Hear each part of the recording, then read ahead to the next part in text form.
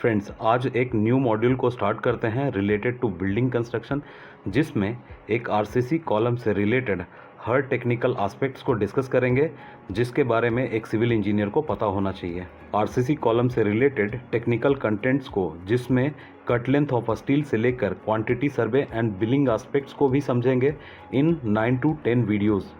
एक बहुत ही important and technically conceptual module है, so I request you should not miss the opportunity to learn some valuable content. यदि आप इस चैनल पर नए हैं तो प्लीज़ सब्सक्राइब कीजिए and also please do not forget to press the bell icon. Let's start the discussion. So friends, discussion को continue करने से पहले हमें इस बात को समझना चाहिए कि ये पर्टिकुलर मॉड्यूल किस बात को एम करता है। सो फ्रेंड्स, इस पर्टिकुलर मॉड्यूल में कुछ इंपॉर्टेंट डायमेंशंस को अंडरस्टैंड करने की कोशिश करेंगे। सबसे पहला, स्ट्रक्चरल ड्राइंग रीडिंग।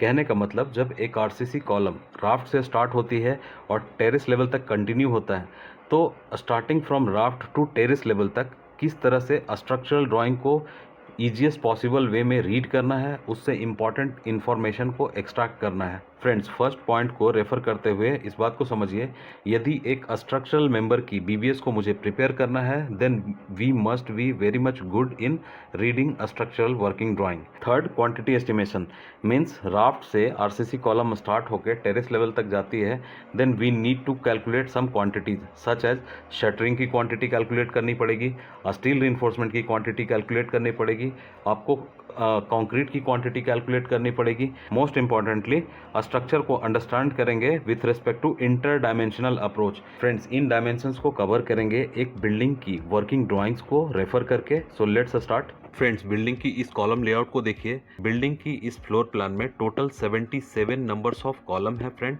और जिसमें हम एनालिसिस पर्पस के लिए सेलेक्ट कर रहे हैं C5 कॉलम को, which is a T shaped column, और इसकी संख्या कितनी है? 14 नंबर्स।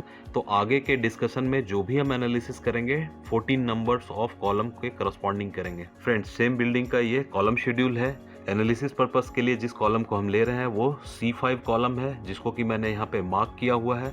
अब इसकी स्टील रिइंफोर्समेंट को ऑब्जर्व करते हैं। फ्रेंड्स, फाउंडेशन लेवल पे इस पर्टिकुलर कॉलम की डिटेल्स को रीड करते हैं, क्या इन्फॉर्मेशन दी है इन्होंने। तो ऑब्जर्व कीजिए फ्रेंड, इस पर्टिकुलर टी शेप्ड कॉलम के लिए जो हमें सेक्शन रेफर करना है वो कौन सा है? 5 number section. Grade of concrete क्या लिखा हुआ है फ्रेंड? M40 मींस राफ्ट की फाउंडेशन जो है M25 में कास्ट करनी है, लेकिन जो आपका कॉलम होगा उसकी कंक्रीट ग्रेड क्या दी हुई है? M40।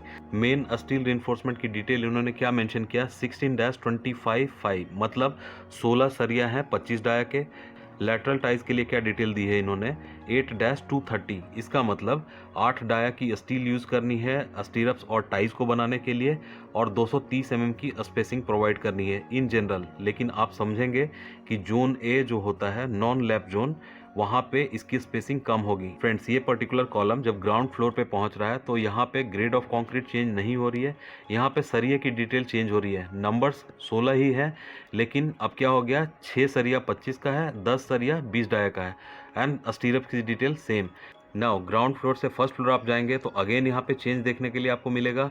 Grade of concrete change नहीं हो रहा है, यहाँ पे सरिये के नंबर्स चेंज नहीं हो रहे हैं, 16 सरिया ही यूज़ करना है, लेकिन यहाँ पे डायमीटर चेंज हो गया है। कितना है? 20 डाया के स्टील यूज़ करनी है। एंड सेकेंड फ्लोर से लेके 4th फ्लोर तक सेम सरिये की डिटेल को फॉलो करनी है। आप यहाँ पे देखिए, उसके बाद ये 5th फ्लोर पे आके इसकी डिटेल फिर क्या हो रही है? चेंज हो रही है। 5th फ्लोर पे आके क्या चेंजेस हो रहे हैं फ्रेंड? तो सबसे पहले ग्रेड ऑफ कंक्रीट को ऑब्जर्व कीजिए, क्या हो गया? M30। पहले M40 यूज़ कर रहे थे, now it is M30 grade. उसके बाद सरिये की डिटेल में देखिए, यहाँ पे कितना था? 20 डाया का स्टील था, नंबर्स चेंज नहीं हो रहे हैं, डाया चेंज हो रही है। पहले 20 डाया की स्टील थी, नाउ इट बिकम 16 डाया का स्टील नाउ। फ्रेंड्स, आगे आप ऑब्जर्व कीजिए, 6th फ्लोर से लेके 13 फ्लोर्स तक ये सेम डिटेल जो हमने डिस्कस किया उसको फॉलो करना है। मतलब M30 grade of concrete use करना है और 16 डाया की 16 नंबर ऑफ स्टील को यूज़ करना है। 13वें फ्लोर पे आके फिर चेंज हो रहा है, और चेंज क्या हो रहा है फ्रेंड उसको ऑब्जर्व कीजिए। यहाँ पे देखिए, पहले तो कंक्रीट का ग्रेड चेंज कर दिया इन्होंने M30 से, नाउ इट बिकम M25। तो आप ऑब्जर्व करेंगे 14th फ्लोर से सेम डिटेल को अपने को फॉलो करना है टिल 18th फ्लोर लेवल तक, राइट। उस 18वें फ्लोर पे आके क्या चेंज हो रहा है friend? Please observe carefully, very important. Grade of concrete same रह रही है, लेकिन यहाँ पे जिसको मैं मार्क कर रहा हूँ ऑब्जर्व कीजिए, 12 सरिया हो गया, मीन्स 16 सरिया से 12 सरिया हो गया। तो हम अपने वीडियो में भी डिस्कस करेंगे कि कॉलम की साइज को किस तरह से रिड्यूस किया जा रहा है। एंड फ्रेंड्स आप ऑब्जर्व कीजिए 18 फ्लोर से लेके 19 फ्लोर मीन्स टेरेस पे जो टर्मिनेट हो रही है इस डिटेल को सेम कंटिन्यू किया जा रहा है। तो फ्रेंड्स आप इसमें ऑब्जर्व कीजिए कि जब फाउंडेशन लेवल पे आप होते हैं तो जो सरिये की डायमीटर है वो क्या है, ज़्यादा है, और जब आप टेरेस तक पहुँचते हैं तो यही सरिये की डायमीटर आप क्या ऑब्जर्व कर रहे हैं, 12 mm का। तो ऐसा करने की रीज़न क्या है फ्रेंड, क्योंकि फाउंडेशन की जो बॉटम लेवल है मीन्स आप फर्स्ट फ्लोर पे पहुंचिए या फाउंडेशन लेवल पे, तो क्या होगा, सुपर स्ट्रक्चर का लोड ज़्यादा होगा। तो ज़्यादा लोड कैरिंग कैपेसिटी के लिए ज़्यादा एरिया ऑफ स्टील को प्रोवाइड किया जा रहा है, और जैसे ही आप टेरेस पे जा रहे हैं तो सब्सिक्वेंटली क्या हो जा रहा है, लोड का रिडक्शन हो रहा है, डेड लोड का रिडक्शन हो रहा है। इसलिए सरिये की नंबर्स और डायमीटर को कम किया गया है। फ्रेंड्स एनालिसिस पर्पस के लिए जिस कॉलम को हमने लिया है C5, उसके लिए we need to refer section 5। अब सेक्शन 5 को रेफर करते हैं कि डायमेंशंस एंड सरिये की डिटेल, लेटरल रिइंफोर्समेंट की डिटेल क्या दी हुई है। फ्रेंड्स रेड बॉक्स में सेक्शन 5 को रेफर कीजिए। यहाँ पे सबसे पहले डायमेंशंस को वी नीड टू रेफर। यहाँ पे देखिए विड्थ में डायमेंशन कितनी दी हुई है, 600, मैक्सिमम डायमेंशन कितनी है, 1000 mm। देन ये डायमेंशन कितनी मेंशन की है, 230, देन 230। मेन रिइंफोर्समेंट की बात करें, फाउंडेशन से जो स्टार्ट हो रहा है 16 सरिया यूज़ करना है और ये 25 डाया की स्टील को यूज़ करना है। लेटरल टाइज की बात करें फ्रेंड, तो यहाँ पे 3 तरह की टाइज प्रोवाइड की गई है। ब्लू कलर से मैं मार्क कर रहा हूँ, प्लीज़ ऑब्जर्व कीजिए। ये पहला टाई हो गया जिसको कि इन्होंने मार्क किया हुआ है A। सेकेंड टाई को ऑब्जर्व कीजिए जिसको मैं मार्क कर रहा हूँ फ्रेंड, ये देखिए दूसरा टाई है जिसको कि इन्होंने मार्क किया हुआ है B। और 2 स्मॉल साइज टाई हैं जिसको मैं मार्क कर रहा हूँ, ये आपका हो गया टाई C। फ्रेंड्स कॉलम की रिइंफोर्समेंट राफ्ट से कैसे स्टार्ट करेंगे, इसके लिए टिपिकल कॉलम एलिवेशन को ऑब्जर्व कीजिए। यह बेसिकली एक राफ्ट की क्रॉस सेक्शन को दिखा रहा है, साथ ही साथ रिइंफोर्समेंट जो कॉलम के लिए स्टार्ट कर रहे हैं उसकी डिटेल है। मैं मार्क कर रहा हूँ फ्रेंड, प्लीज़ ऑब्जर्व कीजिए। एक तो रिइंफोर्समेंट शॉर्टर लेंथ होगी और एक रिइंफोर्समेंट जो होगी वो लॉन्गर लेंथ होगी। कहने का मतलब जो हमने डिस्कशन में कॉलम को लिया है वो कौन सा कॉलम है, C5। इसमें हमने देखा कॉलम शेड्यूल में 16 सरिया है 25 डाया की जो राफ्ट से स्टार्ट हो रही है। तो इस 16 सरिया में जो 8 सरिया होगा वो शॉर्टर लेंथ होगी और इसमें से जो नेक्स्ट 8 सरिया होगा वो लॉन्गर लेंथ होगी। ऐसा क्यों कहा मैंने, इसके लिए नोट्स को रेफ़र कीजिए। फ्रेंड्स कॉलम शेड्यूल की नोट्स को रेफर कीजिए। पॉइंट नंबर 6 को यहाँ क्या मेंशन करते हैं, at any section not more than 50% bars shall be lapped and lap length shall be 50 into diameter of a smaller bar lapped. इससे 2 पॉइंट निकल के आता है फ्रेंड। पहली बात कि कभी भी लैप जोन में जो स्टील को हम लैपिंग करेंगे मैक्सिमम कितना करेंगे, 50%। कहने का मतलब 16 सरिया है तो एक जगह पे 8 सरिया को लैप करेंगे और नेक्स्ट जो बचा हुआ 8 सरिया है उसको नेक्स्ट लैप जोन में लैपिंग करेंगे। और दूसरी बात, लैप लेंथ की वैल्यू इन्होंने क्या मेंशन की है, 50 इंटू 5, और 5 की वैल्यू बोले फ्रेंड तो ये क्या होगा, यदि एक कॉलम के क्रॉस सेक्शन में 2 डिफरेंट डायमीटर ऑफ स्टील को प्रोवाइड किया गया है as a main reinforcement, let suppose 16 dia के स्टील है और 20 डाई के स्टील है, तो लैप लेंथ कितना आप लिखेंगे, 16 इंटू 50, ये सही वैल्यू होगी। फ्रेंड्स अब सेम बिल्डिंग की सेक्शन ड्राइंग को रेफर करते हैं, आप एलिवेशन ड्राइंग को भी रेफर कर सकते हैं।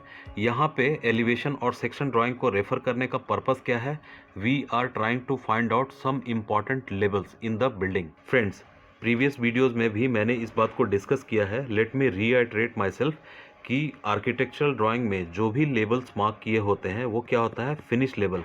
और यहाँ पे हम फ्लोर लेवल्स की बात कर रहे हैं तो ये क्या होगा, फिनिश फ्लोर लेवल्स, राइट। तो ये सबसे पहले बेसमेंट में ऑब्जर्व कीजिए, ये क्या वैल्यू लिखी हुई है इन्होंने, -4125, तो ये बेसमेंट का फिनिश फ्लोर लेवल है। ग्राउंड फ्लोर के लिए फिनिश फ्लोर लेवल को ऑब्जर्व कीजिए, इन्होंने मार्क किया है +450। फर्स्ट फ्लोर की लेवल इन्होंने कितनी लिखी है, +3375।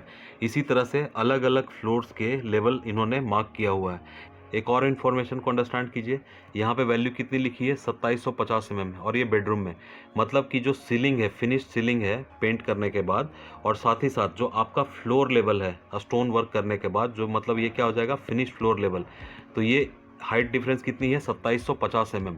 तो आप एक काम कीजिए, 2925 mm माइनस 2750 mm कीजिए, तो ये वैल्यू आती है 175 mm।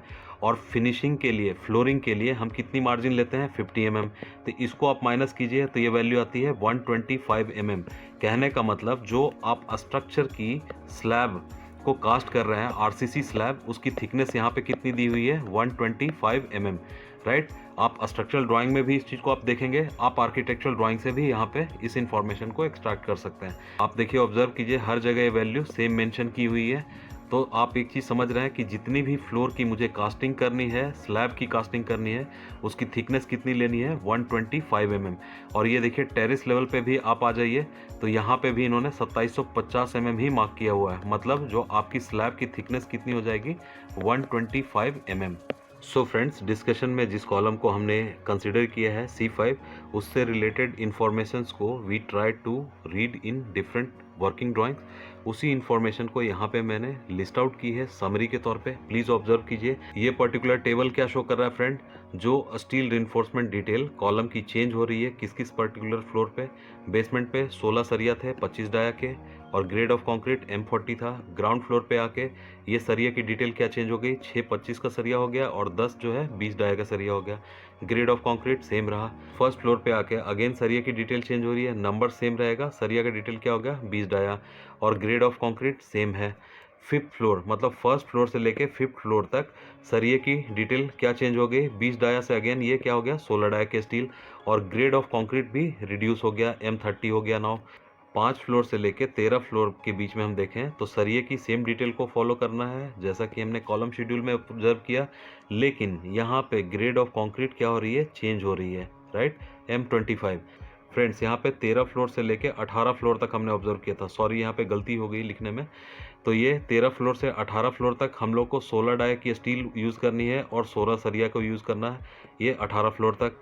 उसके बाद 18 से लेके 19 फ्लोर तक की बात करें तो सरिये की संख्या को घटा दी थी हमने, 16 क्या हो गया था, नाउ इट बिकेम 12, लेकिन डायमीटर सेम रही थी, और जो कंक्रीट का ग्रेड है वो सेम है। तो जो हमने इन्फॉर्मेशन को रीड किया कॉलम शेड्यूल में, उसी चीज़ को यहाँ टेबुलेट किया गया है। इसको इस तरह से अंडरस्टैंड करने की ज़रूरत क्यों है फ्रेंड, प्लीज़ ऑब्जर्व कीजिए। यहाँ पे देखिए कॉलम की जो ग्रेड ऑफ कंक्रीट है वो चेंज हो रही है, कितना से लेके, M40 से M30, एंड देन M30 से लेके M25। और आप मेरी बात से सहमत होंगे फ्रेंड कि जो पर क्यूबिक मीटर सीमेंट का कंजम्पशन होगा कंक्रीट प्रोडक्शन में, M40 ग्रेड के करस्पॉन्डिंग ज़्यादा होगा, M25 के करस्पॉन्डिंग सीमेंट का कंजम्पशन कम होगा पर क्यूबिक मीटर में। So friends, it is a very important, जब आप क्वांटिटी सर्वे करेंगे कंक्रीट के करस्पॉन्डिंग तो इस बात को जानना ज़रूरी है कि किस पर्टिकुलर 2 फ्लोर्स के बीच में किस ग्रेड का कंक्रीट को यूज़ किया गया है। एग्जाम्पल के तौर पर समझिए, 1 क्यूबिक मीटर कंक्रीट में लेट सपोज 7.4 बैग्स सीमेंट का कंजम्पशन हो रहा है, ठीक है, एंड आपको x क्यूबिक मीटर कंक्रीट को कास्ट करनी है, तो आप क्या करेंगे, x मल्टीप्लाइड बाय 7.4, तो इतने नंबर ऑफ बैग्स आपको निकल के आ जाएंगे। तो फ्रेंड्स, ये बहुत इंपॉर्टेंट होता है जब सीमेंट की आप रिकन्सिलेशन कर रहे होंगे।